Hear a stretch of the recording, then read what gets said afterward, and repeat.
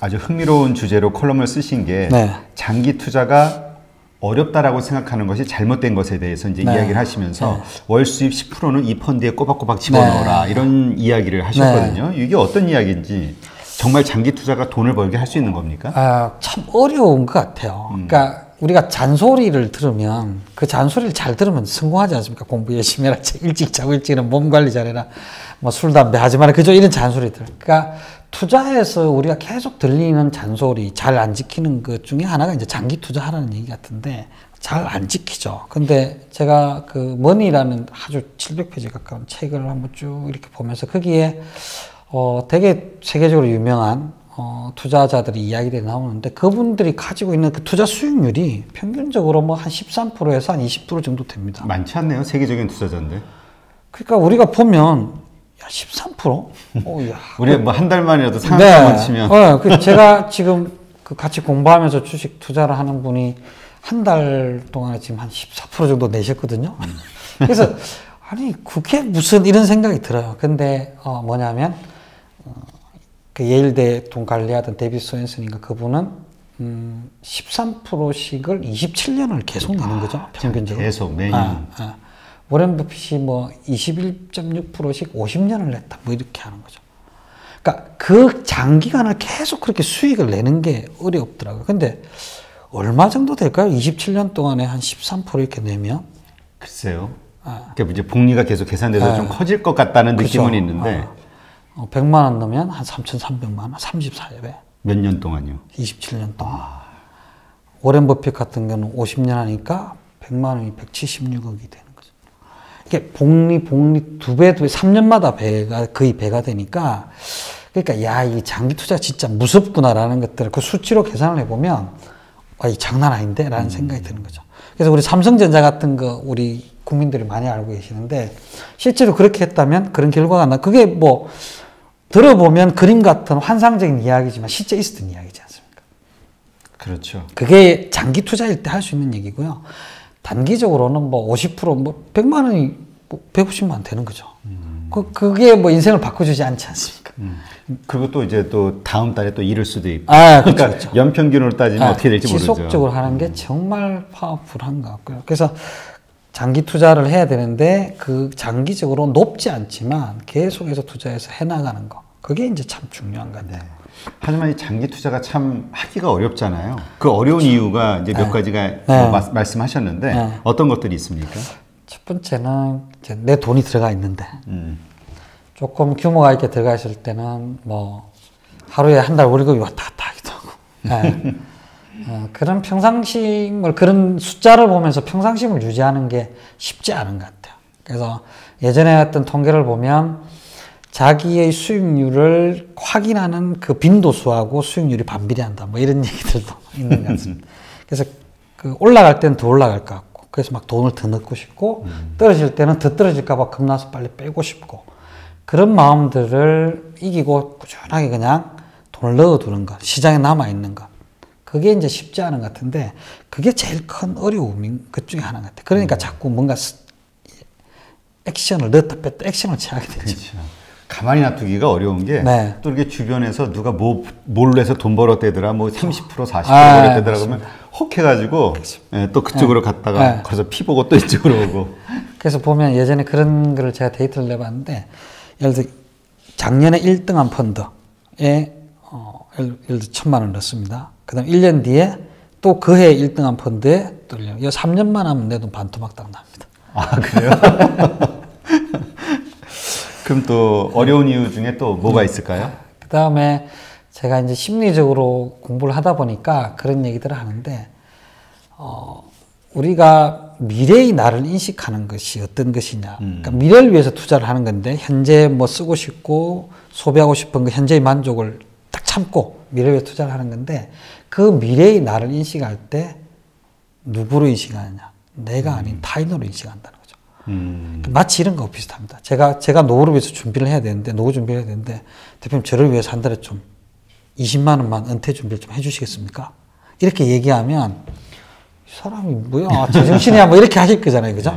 우리 뇌가 보면 20년 뒤의 나를 인식할 때 반짝반짝 빛나는 부분들이 타인을 인식할 때 똑같다는 거죠. 그래서 미래 20년 뒤에 나를 위해서 저축하는 거는 내가 잘 모르는 사람을 위해서 저축하는 것과 똑같은 느낌으로 심리적으로 뇌에서 작용을 한다는 거예요. 아, 그래요? 예, 그래서 미래를 위해서 뭔가 포기하고 하는 것들이 쉽지 않은 거죠. 그러다 보니까 현재 자꾸 쓰고 싶고 사고 싶은 것들이 있고 뭐 소비하고 싶은 욕망들이 생기니까 그래서 그걸 이제 찾아서 오랫동안 유지 못하고 자꾸 소비하게 되는 거죠. 그게 또 장기 투자가 어려운 이유 중에 하나인 것 같습니다. 아, 그러니까 나를 위해서긴 하지만 20년 후, 30년 후에 나를 위해서 내가 지금 희생하면서 뭔가 저금을 한다, 투자를 한다, 이게 나를 위해서 하는 거라는 느낌이 안 든다는 거예요. 네, 그렇죠.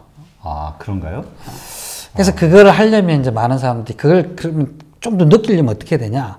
아주 디테일하게 20년 뒤에 내가 나이가 몇 살이고 우리 가족들은 몇 살이고 그때 나는 어디서 무엇을 하고 있을 거며 이런 것에 대해서 구체적으로 상상을 하면 할수록 조금 그걸 완화를 시키고 나를 인식할 수 있게 된다. 뭐 이런 얘기들을 하죠. 그러네요. 만약 진짜 내가 65세가 됐을 때 내가 할 수 있는 일이 뭐고 그때 돈을 어떻게 벌 것이며 이렇게 생각해 보면 약간 막막하고 좀 겁나기도 하겠네요. 사실은 너무 막연하잖아요. 그러니까 20년 뒤에 나를 진짜 나로 강하게 느끼면 지금처럼 무서워서 어떻게 살아? 이렇게 하는데 그때는 뭐 나긴 한데 왠지 나처럼 안 느껴지니까 리얼하게 그때의 고통이 지금 내게 겪는 고통처럼 안 느껴지니까 그래서 좀 이제 무게 중심이 현실에 오게 된다는 거죠. 네, 그렇군요. 또 뭐가 있을까요? 장기 투자가 어려운 이유가? 그 세 번째도 뭐 비슷한 얘기인데 미래는 그렇게 올라가면 좋겠지만 사실은 모르는 거 아니야? 뭐 이런 생각들 하는 거 현재에서 내가 이걸 가지고 뭘 하면 바로 즉시 만족을 얻든 행복을 얻든 할 수 있으니까 이 세 가지가 계속 내가 장기적으로 투자하고 하는 것들을 막는 거죠. 어떤 분은 첫 번째, 어떤 분은 두 번째, 어떤 분은 세 번째가 더 강하게 작용을 하는데 그래서 미래에 장기 투자를 하기 위해서는 어떤 경우는 이런 생각을 합니다. 예전에 저희들이 재무설계라는 걸 할 때 돈을 재무목표를 쭉 세워놓고 거기에 내가 가진 100을 쫙 포트폴리오를 짜고 얘기를 했는데 요즘 제가 경험적으로 보니까 그런 거 생각하지 말고 그냥 내 소득의 10% 정도는 아예 그냥 떼놓고 자산 정식을 위한 투자로 좀 생각을 해라. 그래서 그 돈은 좀 수익이 나더라도 찾아 쓰지 말고 어느 정도 진짜 거기서 우리가 경제적인 자유라고 얘기하는 한 달에 진짜 200~300만 원 정도를 찾아 쓸 수 있는 정도가 될 때까지는 좀 떼놓고 없다 생각하고 장기적인 투자 포트폴리오를 짜서 투자하는 게 좋지 않겠냐. 그래야 자산 정식의 맛을 장기적으로 누릴 수 있다. 요 세 가지 위험에 빠지지 않고 뭐 이런 생각들을 요즘 좀 하고 제가 상담하거나 강의를 할 때도 요즘 그런 얘기를 좀 드리는 편입니다. 근데 이제 아마 이게 좀 어려운 것 중에 하나가 지금 막 하고 싶은 게 있잖아요. 어디 여행 가고 싶은 게 있고 뭘 사고 싶은 게 있고 뭘 즐기고 싶은 게 있는데 미래 솔직히 미래는 불확실하니까 그 뭐 이렇게 살다 내가 갑자기 어떻게 될지도 모르고 그냥 지금 이 순간을 즐겨야 되지 않냐라고 생각하는 특히 젊은 층들 가운데 그냥 욜로로 해가지고 많이 표현이 되잖아요. 이런 거는 그러면 어떻게 지금 말씀하신 대로 생각을 바꾸게끔 할 수가 있을까요? 그러니까 저는 그런 것 같아요. 한 번뿐인 인생 즐기자 라고 하는 건 저는 그걸 뭐 비난하거나 할 생각은 전혀 없고 되게 중요한 생각이라고 생각합니다. 근데 문제는 뭐냐면 20년 뒤에 내 인생도 그것도 한 번뿐인 내 인생이니까 그거를 같이 생각하지 않으면 지금 현재는 괜찮지만 나중에 정말 한 번뿐인 내 인생 정말 힘들게 살아갈 수 있잖아요. 그러니까 저는 그런 균형들을 좀 생각을 했으면 좋겠다라는 생각이 들고 그 다음에 우리가 1년생 어떤 과일이나 이런 것들을 씨를 뿌려서 바로 먹는 것들은 그때 먹어 없어지는 것들이지만 나무를 심듯이 하는 것은 시간이 점점 지나가면서 나무가 튼튼해지고 열매가 맺히면 그 다음에 계속 열매를 따먹을 수 있지 않습니까? 그런 측면들로 이 자산 정식을 좀 생각을 하고 장기 투자 좀 생각을 하면 좋겠다. 싸움이죠.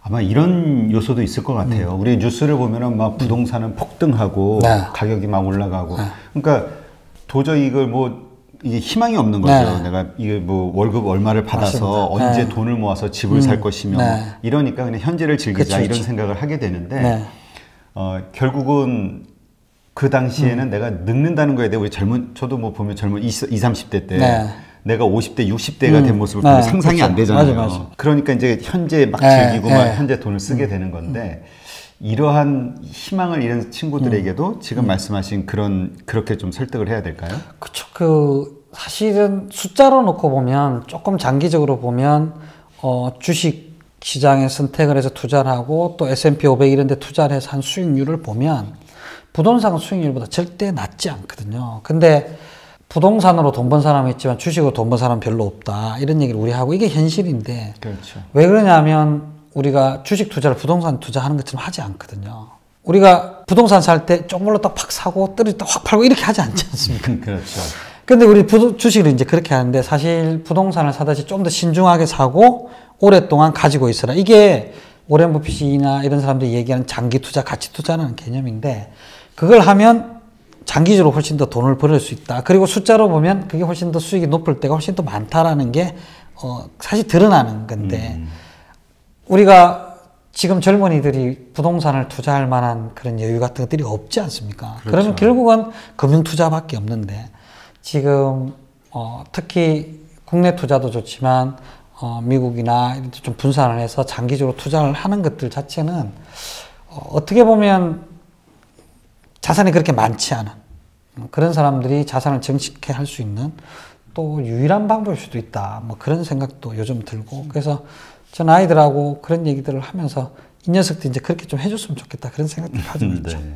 근데 그 칼럼에서 시간이 열매를 맺는다라는 말을 하셨더라고요. 네. 이 의미는 뭘까요? 네. 그래서 기다리지 않으면 네. 예를 들어서 나무가 커서 어느 정도 이제 뿌리를 내리고 매년 열매를 점점 맺어가면서 하려면 시간을 좀 두고 기다려야 되지 않습니까? 근데 그걸 기다리지 못하고 금방금방 열매 따먹는 것들만 생각하다 보면 정말로 큰 나무 그리고 그 열매가 이제 진짜 돈을 벌어주게 하는 그런 걸 경험을 못 하는 것 같아요. 그래서 제가 이 글 서두에도 그 대추 하나리라는 시를 얘기했는데 그 대추 하나리라는 시에 보면 천둥, 번개, 벼락 뭐 이런 얘기들이 나오는데 얼마나 오랜 세월을 견뎌야 그 열매가 하나 맺히는 거잖아요.